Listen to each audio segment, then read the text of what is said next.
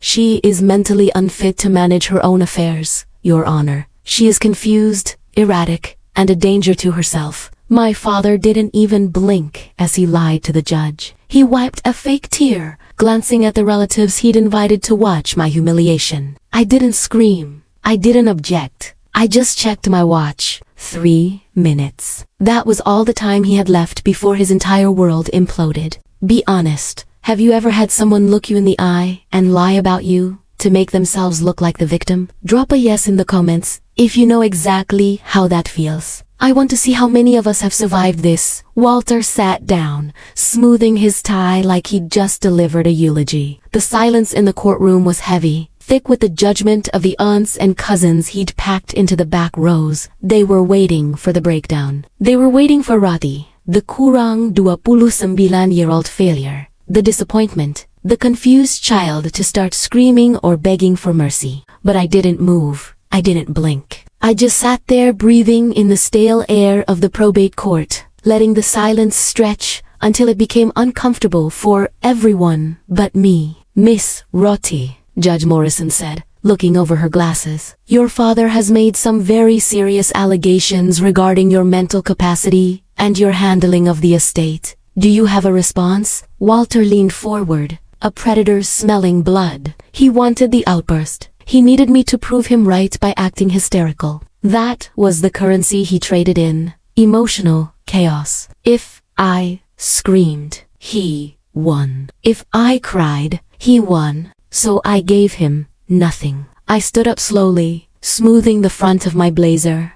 I didn't look at the gallery. I didn't look at the judge yet. I looked directly at Walter. I kept my face completely blank, devoid of anger, fear, or sadness. In the world of psychology, they call this the gray rock method. You become a stone. You become uninteresting, unresponsive, and flat. You starve the narcissist of the emotional fuel they need to function. But Walter didn't know that I wasn't being silent because I was broken. I was being silent because I was recording. Ms. Rati, the judge prompted again. I'm listening, Your Honor, I said, my voice even and low. I'm just waiting for my father to finish listing his grievances. I wouldn't want to interrupt his performance. Walter's smirk faltered for a fraction of a second. He turned to his lawyer, Stephen, and whispered something. Stephen wasn't smirking. Stephen was sweating. He was tapping his pen against his legal pad, a nervous tic I'd noticed 3 months ago when I first started tracking their movements. Stephen knew something Walter didn't. He knew that paperwork leaves a trail, and he knew exactly which documents they had forged to get this hearing on the docket. I looked back at Walter. He was confident, arrogant, puffed up on the lie he'd been selling the family for years that he was the long-suffering patriarch holding up a crumbling dynasty, and I was the leak in the hull. He thought he was about to sign a paper that would give him legal guardianship over me and access to the $5 million left in the estate. He thought he was minutes away from total control. I felt a cold, sharp clarity settle in my chest. It wasn't adrenaline. It was the feeling of a trap springing shut. He thought this silence was my surrender. He had no idea it was actually the sound of a scope locking onto a target. Proceed, I said, sitting back down. Let's hear the rest, Your Honor. Look at her lifestyle, Walter sneered, gesturing at me like I was a stain on the floor. She lives in a shoebox apartment in the worst part of town. She wears clothes from discount racks. She takes the bus because she can't afford a car. She has squandered every opportunity I gave her. I listened to him list my failures like items on a grocery list, but my mind drifted back to 2 years ago. I remembered the day he came to my apartment unannounced. He'd looked around my 300-square-foot studio with a look of pure disgust. This is embarrassing, Rati, he'd said, kicking a stack of books. I tell my friends, you're finding yourself, but we both know you're just failing. Then he'd driven away in a brand new Porsche Cayenne, a car I later learned he'd leased using my social security number. He didn't know that the shoebox was a choice, while he was buying $5,000 suits to impress people who hated him. I was building an invisible ledger. Every time he called me worthless, I transferred another $5,000 into an offshore investment account. Every time he mocked my boring data entry job, I was actually managing a $15 million portfolio for private equity firms. I wasn't broke. I was hoarding. I wasn't failing. I was buying. He thought I was taking the bus because I couldn't afford a Toyota. In reality, I was using my liquidity to purchase the distressed mortgage note on his precious country club membership. When he laughed at my thrift store blazer, I was finalizing the paperwork to acquire the shell company that held the lien on his office building. He saw a daughter who needed to be managed. I saw a liability that needed to be liquidated. She has no concept of financial responsibility, Walter shouted,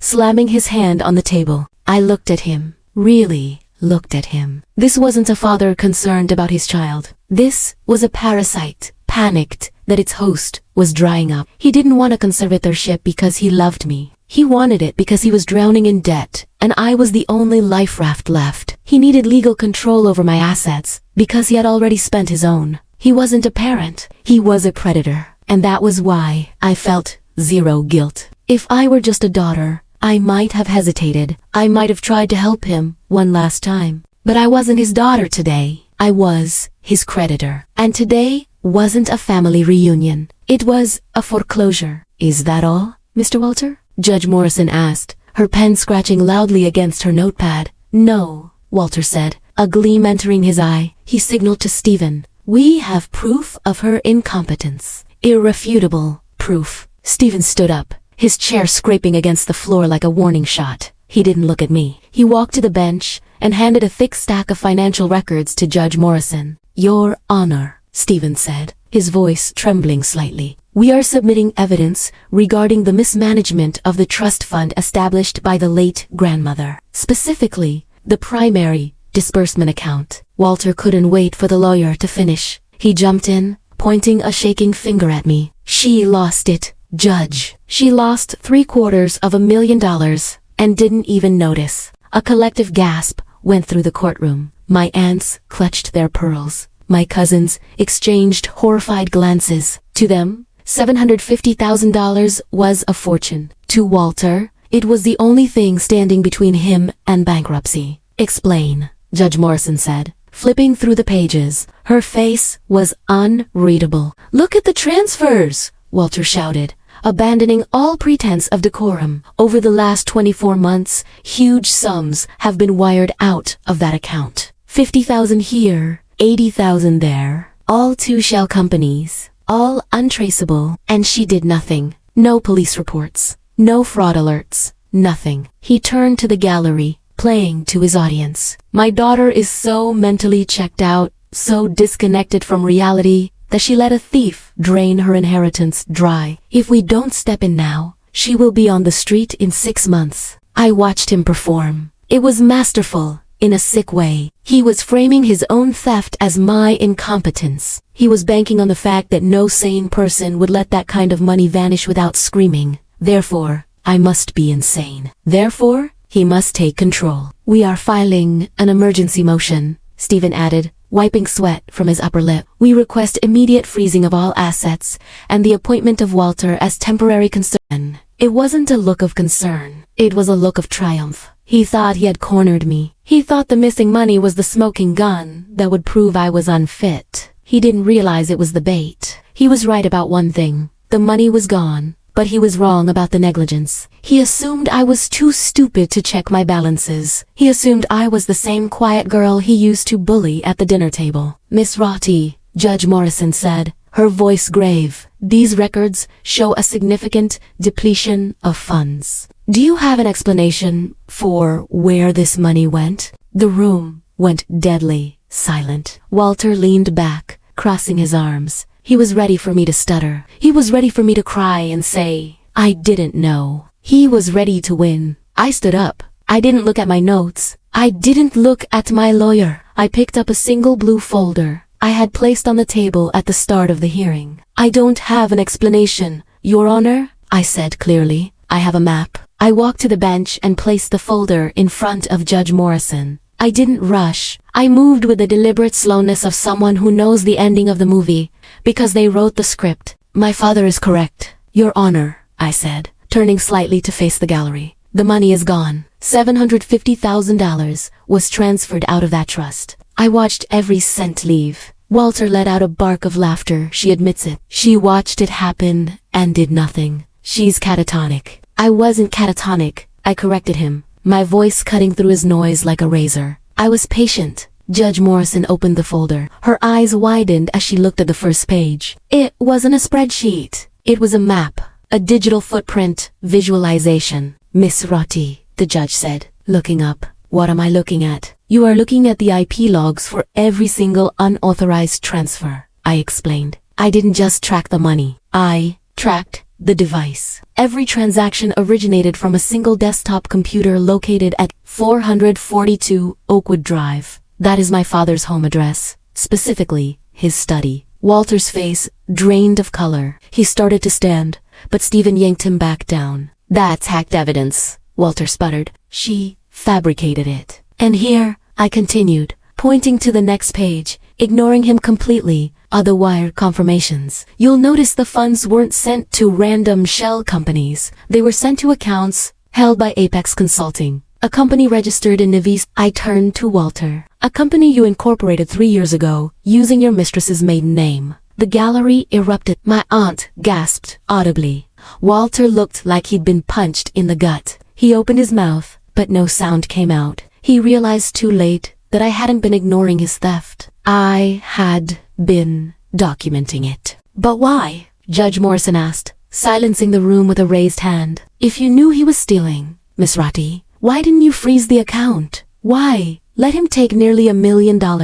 This was the moment. The honeypot strategy. Because of the law. Your Honor, I said. If I had stopped him at $50,000, it would have been a civil dispute. A family matter. He would have gotten a slap on the wrist and probation. He would have been back in my life in 6 months, trying to steal again. I looked at Walter. I wanted him to understand the mechanics of his own destruction. I needed him to cross the line from petty theft to federal racketeering. I disabled the security alerts on purpose. I left the door unlocked. I waited until the total stolen amount exceeded $500,000 and the transfers crossed state lines. I leaned forward, resting my hands on the counsel table. That creates a pattern of interstate wire fraud sufficient to trigger a RICO case. The mandatory minimum sentence is 10 years in federal prison. No more parole. No more probation. Walter slumped in his chair. He looked small. He looked like a man who realized he hadn't been robbing a bank. He had been robbing a trap. I didn't lose $750,000, Dad, I said, my voice cold and final. I spent it. That was the price of your prison sentence. And frankly, it was a bargain. Walter was cornered. But a rat is most dangerous when it's trapped. He wiped the sweat from his forehead with a shaking hand and reached into his briefcase. He pulled out a single sheet of paper, yellowed slightly at the edges. She's lying, he said, his voice gaining strength. She authorized every transfer. She just forgot. He handed the document to the bailiff, who passed it to the judge. Walter turned to the gallery, his confidence returning like a fever. This is a power of attorney document, signed and notarized 2 years ago. It explicitly grants me full control over that specific trust account to manage family investments. She signed it right after her grandmother died because she was too overwhelmed to handle the finances. Judge Morrison examined the paper. She frowned. The signature looks authentic. It is authentic, Walter said, smiling for the first time in 10 minutes. She signed it, she just doesn't remember. This proves my point, Your Honor. Her memory is gone. She creates these paranoid fantasies about RICO cases because she can't face the reality that she gave me permission. The room shifted again. I saw my cousins whispering, maybe he's right. Maybe she is confused. Even Stephen, the sweaty lawyer, sat up straighter, looking hopeful. If that document held up, the theft wasn't theft. It was authorized management. My RICO case would evaporate. The honeypot would be useless. Judge Morrison looked at me. Miss Rotti, is this your signature? I recognized the document instantly. 2 years earlier, buried in funeral paperwork, Walter had slipped it in front of me. I signed without reading, a mistake that started the war. It looks like my signature, I said. Walter pounced. See, she admits it. She's forgetful. She needs a guardian. He thought he'd won. I let him enjoy the illusion for one breath. Then I opened my bag and handed over a second folder. That form gives you control of one account, I told him calmly. But it doesn't give you a place to live. I revealed the truth. I had quietly bought his law office building, and he hadn't paid rent in months. Eviction was filed that morning. I also bought the note on his house. I own your office. I own your home. I own your debt. You came to take guardianship. You're leaving as my tenant. He crumbled. The courtroom watched his ego collapse. I slid a withdrawal and confession across the table. Sign it. 30 days to leave. Refuse. And the locks changed by noon. He signed, muttering that I would always owe him. The doors burst open. Federal marshals entered with the U.S. attorney. Walter was arrested on the spot. Perjury, activating a sealed indictment I had tipped off months earlier. No one defended him as he was dragged out. Outside, the sky felt cleaner. I finalized the sale of his house, deleted his number, and walked away. Peace isn't given. You take it. And sometimes the strongest move is letting them bury themselves.